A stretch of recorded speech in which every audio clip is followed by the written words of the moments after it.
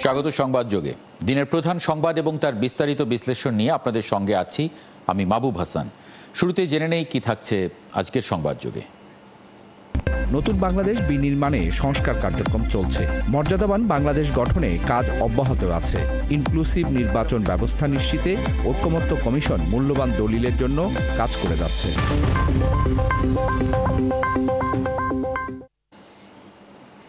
এবারে থাকছে বিস্তারিত। আসন্ন ত্রয়োদশ জাতীয় সংসদ নির্বাচনের তোড়জোড় শুরু হয়েছে। ইতোমধ্যে অনেক দল প্রার্থী ঘোষণা করেছে, কেউ কেউ গণসংযোগ করছে। আইনশৃঙ্খলা বাহিনী নির্বাচন কেন্দ্রিক ট্রেনিং শুরু হয়েছে।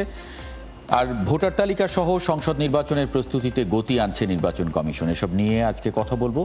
আমাদের সঙ্গে আজকে আছেন বিএনপির আন্তর্জাতিক বিষয়ক সম্পাদক ব্যারিস্টার নাসির উদ্দিন আহমেদ অসীম, বাংলাদেশ জামায়াতে ইসলামের সহকারী সেক্রেটারি জেনারেল ও দলীয় মুখপাত্র অ্যাডভোকেট এহসানুল মাহবুব জুবায়ের। আপনাদের দুজনকে স্বাগত জানাচ্ছি সংবাদযোগে। শুরুতে অ্যাডভোকেট এহসানুল মাহবুব জুবায়ের, আপনার কাছে একটু জানি যে গতকাল জামায়াতে ইসলামের পক্ষ থেকে বলা হয়েছিল, নায়েবে আমির সম্ভবত তিনি বলেছিলেন যে জামায়াতে ইসলামী মনে করে যে সবার জন্য একটি লেভেল প্লেইং ফিল্ড এখনো তৈরি হয়নি এবং সমান সুযোগ সবার জন্য আসেনি এখনো। আপনারা এমনটা মনে করছেন কেন? জি, ধন্যবাদ অসীম ভাইকে, ধন্যবাদ আমাদের সম্মানিত শ্রোতা যারা আছেন তাদেরকে ধন্যবাদ, দর্শক শ্রোতাদের। আমরা এই কারণেই 6-7 দফা দাবি দিয়েছি, আপনারা দেখেছেন, যার মধ্যে অন্যতম হচ্ছে যে আগামী যে নির্বাচন, বহুল প্রত্যাশিত যে নির্বাচন, এই নির্বাচনটি জাতি গভীর আগ্রহের সাথে অপেক্ষা করছে। যে নির্বাচনে প্রায় 4 কোটির মতো নতুন ভোটার যারা অতীতে ভোট দিতে পারেননি তারা ভোট দেবেন, এবং অন্যরাও যারা তিনটি নির্বাচন হয়েছে, 14, 18 এবং 24 নির্বাচনে, যেখানে আসলে জনগণের কোনো অংশগ্রহণ ছিল না। তো এই গুরুত্বপূর্ণ, তাৎপর্যপূর্ণ এবং বাংলাদেশের জন্য একটি মাইল ফলক নির্বাচন আমরা মনে করছি আগামীর যে জাতীয় সংসদ নির্বাচন, যেটা আগামী বছরের কোন একটি সময় অনুষ্ঠিত হবে। এটা সম্ভবত এপ্রিল অথবা ফেব্রুয়ারিতে হতে পারে। এই নির্বাচনের জন্য নির্বাচন কমিশন কাজ করছেন, আমরা তাদেরকে পর্যবেক্ষণে রেখেছি। কিন্তু নির্বাচনের জন্য যেটি অপরিহার্য বিষয় সেটি হচ্ছে যে কালো টাকা এবং পেশি শক্তির দৌরাত্ম্য যাতে টোটালি না থাকে। সবার জন্য একটি অংশগ্রহণমূলক নির্বাচনের জন্য, বিশেষ করে লেভেল প্লেইং ফিল্ড, যাতে এখানে সবাই কাজ করতে পারেন। এই জন্য আমরা মনে করছি যে এই বিষয়ে সরকারের আর অনেক করণীয় আছে, নির্বাচন কমিশনের করণীয় আছে। মানে এখন এই কারণে আমাদের পক্ষ থেকে আমরা বলছি যে এই ব্যাপারে আর অনেক কাজ করবেন, ওনারা ভূমিকা পালন করবেন, মানুষের আশা ভরসা এবং মানুষের প্রত্যাশা মানুষ। অ্যাডভোকেট জুবায়ের, মানে এখন কি পেশি শক্তি এবং কালো টাকার দৌরাত্ম্য এখন সমাজে চলছে? এগুলা তো আমরা দেখতে পাচ্ছি যে পরিমাণ বিদ্যমান যে ব্যবস্থা আছে সেটা আরো উন্নত হওয়া উচিত, আর অনেক বেশি জনপ্রত্যাশা পূরণের জন্য এখানে ভূমিকা রাখা উচিত। এটা আমাদের পর্যবেক্ষণ, এবং আমরা মনে করছি যে এক্ষেত্রে সরকারকে এবং নির্বাচন কমিশনকে ভূমিকা পালন করতে হবে। জি, ব্যারিস্টার নাসির উদ্দিন আহমেদ অসীম, বিএনপির নির্বাচন নিয়ে দীর্ঘদিনের পরিষ্কার এবং জোরালো দাবি আছে। সেই নির্বাচনের খুব কাছাকাছি সময়ে আমরা যদি প্রধান উপদেষ্টার যে ঘোষিত সময় সেটা ফেব্রুয়ারি, সেই সময়ে যদি নির্বাচন আমরা পাই তাহলে কাছাকাছি বলা যায়। সেই জায়গায় নির্বাচনী পরিবেশ এবং সরকার বা প্রশাসনের কার্যক্রম নিয়ে বিএনপি আসলে কি ভাবছে? ধন্যবাদ আপনাকে। আমি সহ-আলোচক জুবায়ের ভাই এবং দর্শক শ্রোতা যারা দেখছেন তাদেরকে শুভেচ্ছা জানিয়ে বলছি একটি বিষয়,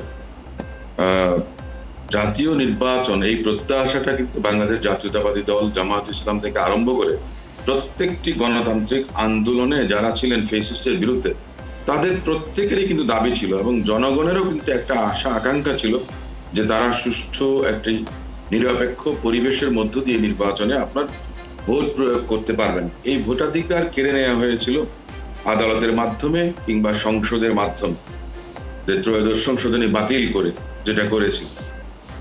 তো সেই জায়গা থেকে জুবায়ের ভাই যথার্থ বলেছেন যে 4 কোটি নতুন ভোটার যারা কোনোদিন ভোট দেননি, তার বাইরেও কিন্তু যারা ভোটার, যেমন আমি তো আগেও ভোটার ছিলাম, নতুন ভোটারের আগে, জুবায়ের ভাইও আগে ভোটার ছিলেন, কিন্তু আমরা কি কেউ আপনার 2014, 18 কিংবা 24 সালে ভোট দিতে পেরেছি? নিশ্চয়ই পারেনি।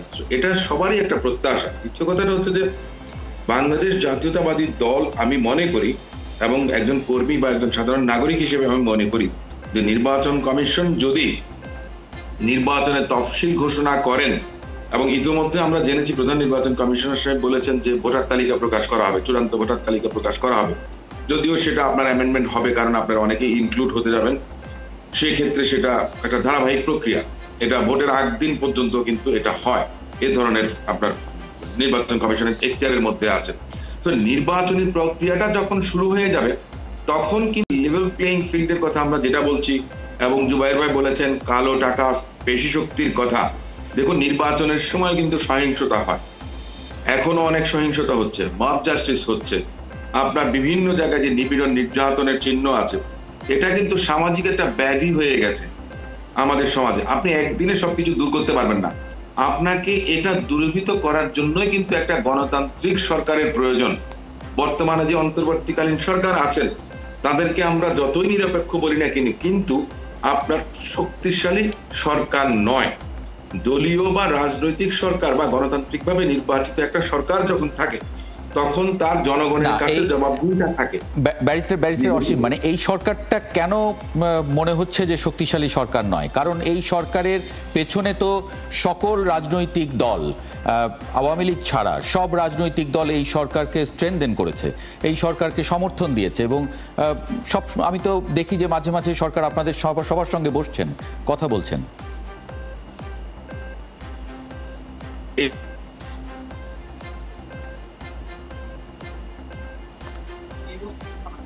ব্যারিস্টার অসীম, আপনার কথা আমি শুনতে পাচ্ছি না।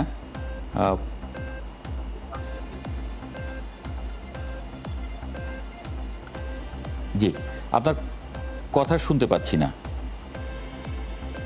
সম্ভবত উনি মিউট হয়ে গেছেন। জি, মানে আরেকবার একটু যুক্ত করে নেব ব্যারিস্টার নাসিরউদ্দিন আহমেদ অসীম। হ্যাঁ, আপনার বিনিয়োগকারীরা যারা আভ্যন্তরীণ বিনিয়োগকারী তারাও কিন্তু একটা উৎকণ্ঠার মধ্যে থাকেন যে কারা সরকারে আসে, কি হবে না হবে, প্রকল্প যদি বাতিল হয়ে যায়।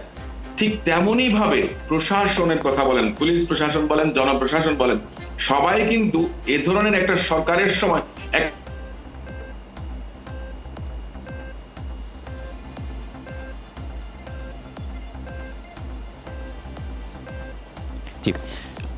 আমি বরং একটু অ্যাডভোকেট জুবায়েরকে একটু শুনে আসি।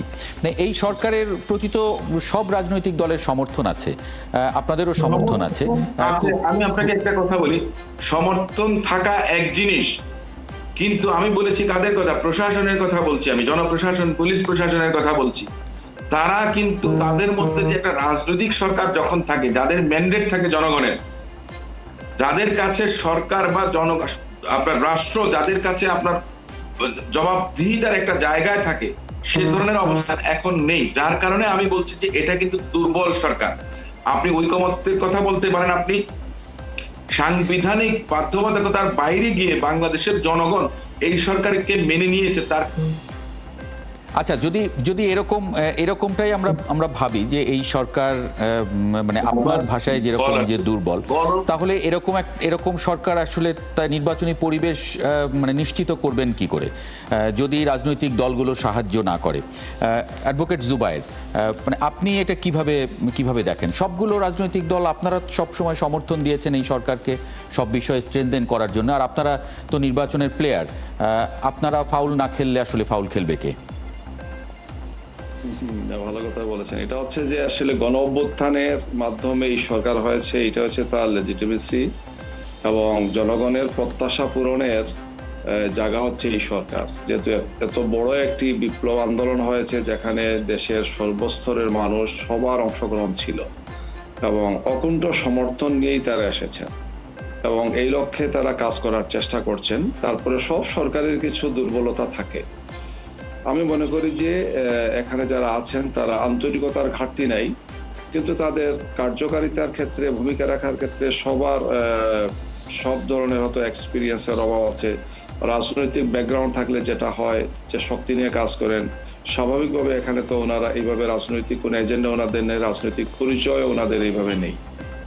এই অর্থে যে তারা রাজনৈতিক সরকার যে ধরনের ভূমিকা রাখতে পারেন বা গণতান্ত্রিকভাবে নির্বাচিত একটি সরকারের পেছনে জনগণের যে শক্তিশালী সমর্থন থাকবে, একটা দলের সমর্থন থাকে, এদিক থেকে কিছু ঘাটতি আছে, কিন্তু আন্তরিকতা তাদের না, যদি আমি এটাই মেনে নেই তাহলে এই ধরনের ঘাটতি তো সামনের নির্বাচনগুলোতেও থাকবে, কারণ আমরা তো তত্ত্বাবধায়ক সরকারের দিকে যাচ্ছি। মানে নির্বাচনের সময় নির্বাচনকালীন যে সরকার, সেই সরকারকে তো সব রাজনৈতিক দলগুলো আসলে আগে থেকেও সমর্থন দিয়ে আসে এবং সেই সরকারটাকে মনে হয় যে অন্য, মানে এখানে তো কোনো বিরোধী দল নেই, বিরোধী দলও ওই তত্ত্বাবধায়ক বা নির্বাচনকালীন সরকারকে সমর্থন দেন, সুতরাং ওটা তো আরো বেশি শক্তিশালী সরকার। জেনারেলি সাধারণত প্রচলিত যে তত্ত্বাবধায়ক সরকার 3 মাসের জন্য হয়, এই তুলনায় তো এটি সম্পূর্ণ ভিন্ন মাত্রার একটি সরকার। অন্তর্বর্তীকালীন সরকার এদের মেয়াদটা 3 মাস নয়, একটু বেশি সময়, যেহেতু একটা বিরাট বড় পরিবর্তনের পরে তারা দায়িত্বে এসেছে। এই জন্য তত্ত্বাবধায়ক সরকার প্রচলিত অর্থে যেগুলো ছিল, এই তুলনায় তাদের অনেক অনেক বেশি গ্রহণযোগ্যতা, অনেক, এই অর্থে তাদের শক্তিও বেশি, যেহেতু জনগণের বিশাল প্রত্যাশার জায়গা সমর্থনটা আছে।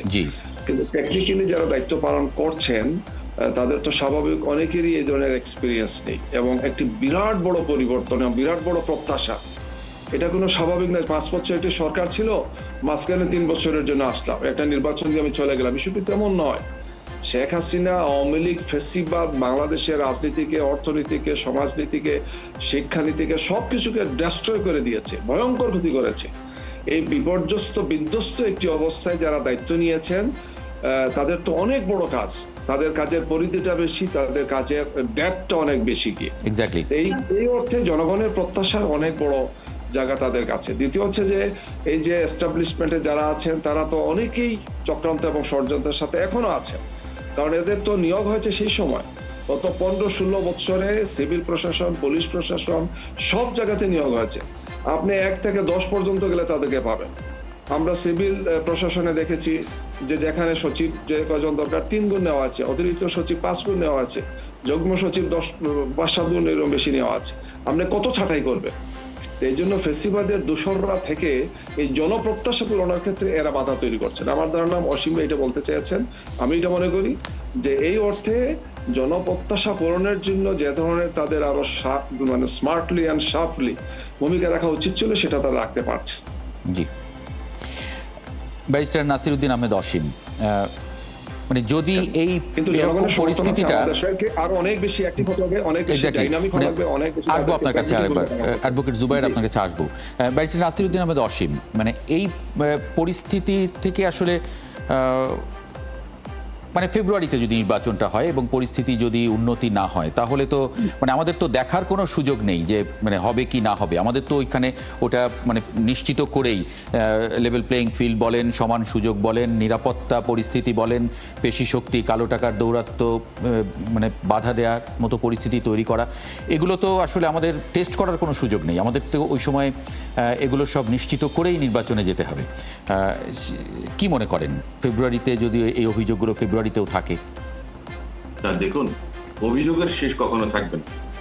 আমরা তো ইতিপূর্বে যে তত্ত্বাবধায়ক সরকার 90 দিনের মধ্যে নির্বাচন করেছে, আমাদের সংবিধানে দেখুন একটা আপনার বিধান আছে, জরুরি অবস্থা যখন কায়েম করতে পারেন রাষ্ট্রপতি, তখন 120 দিনের জন্য আপনারা এই করেন। সেটা পরবর্তীতে দেখা গেছে যে আরো অতিরিক্ত 90 দিন আপনারা এই করেন, এবং সেই 90 দিনের পর কিন্তু আর পারেন না।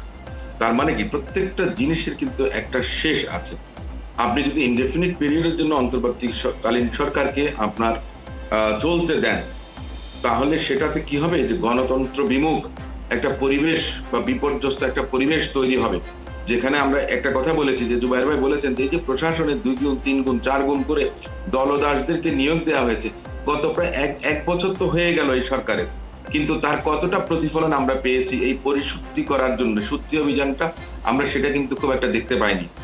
কিন্তু দেখুন, জাস্টিস শাহাবুদ্দিন সাহেব যখন আপনার তত্ত্বাবধায়ক সরকারের প্রধান হলেন, তিনি কিন্তু ঝাড়ির উপরে, তার আগে তো কখনো তত্ত্বাবধায়ক সরকার হয়নি, এবং সে সময় কিন্তু এই যে এবার যেমন আপনার ন্যাশনাল কনসেনসাসের ভিত্তিতে, ঐকমত্যের ভিত্তিতে অন্তর্বর্তীকালীন সরকার হয়েছে, ঠিক জাস্টিস শাহাবুদ্দিন সাহেবের তত্ত্বাবধায়ক সরকারটাও কিন্তু সেরকম একটা সরকার ছিল, কিন্তু সেটার মেয়াদটা 90 দিন ছিল।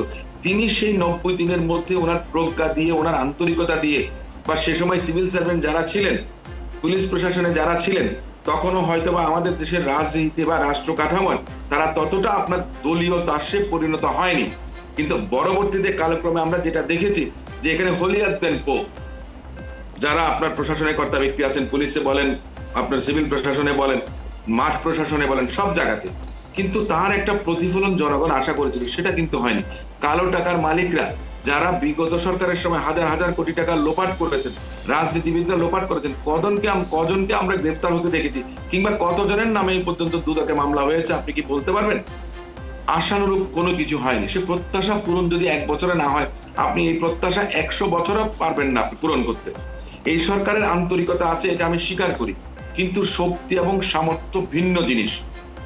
আপনার সমন্বয়হীনতা, দ্বিতীয় কথা রাষ্ট্র পরিচালনার ক্ষেত্রে প্রত্যেকের যে একটা অভিজ্ঞতা থাকা উচিত, সেই জিনিসটা আমার কাছে মনে হয়েছে যে অনেকটা মানে ঘাটতি দেখছেন আপনি সেখানে। কিন্তু মানে আমার যদি 30 সেকেন্ডসে একটু বলেন যে সরকার বা আইন শৃঙ্খলা রক্ষা বাহিনী যেরকম ট্রেনিং বা অন্যান্য সবকিছু মিলিয়ে এমনকি নির্বাচন কমিশন একটা নির্বাচন মুখিতার দিকে মানে ধাবিত হচ্ছে, রাজনৈতিক দলগুলো কি নির্বাচনমুখী হয়েছে নিজেদের ভিতরে? কি দেখেন যদি এক বাক্যে একটু বলেন। দুবাইয়ের রাজনীতিতে বাংলাদেশ জামাত ইসলাম অলরেডি বোধহয় 297 আসনে ওনাদের প্রার্থী চূড়ান্ত ঘোষণা করেছেন। বাংলাদেশ জাতীয়তাবাদী দলের ভারপ্রাপ্ত চেয়ারপারসন জনাব তারেক রহমান সাহেব আজকে না, সে অনেক আগ থেকেই কিন্তু উনি প্রার্থী আপনার পর্যালোচনা করছেন। আমরা বড় দল, জামাত ইসলামও বড় দল, তাদেরও কয়েকজন করে প্রার্থী থাকেন এক একটা এলাকাতে। বাংলাদেশ জাতীয়তাবাদী দলেরও এক একটা কনস্টিটিউয়েন্সিতে আপনার 2 বা ততোধিক আপনার 3-এর অধিক আপনার প্রার্থী থাকেন।